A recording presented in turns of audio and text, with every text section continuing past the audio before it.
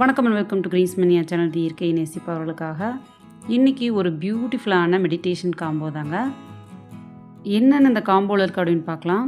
கீழே பார்த்தீங்கன்னா ஒரு உடன் ஸ்லைஸுங்க, ரொம்ப அழகாக இருக்கும். அது இந்த புத்தாக்கு நல்ல ஒரு ஆப்டாக இருக்கும்.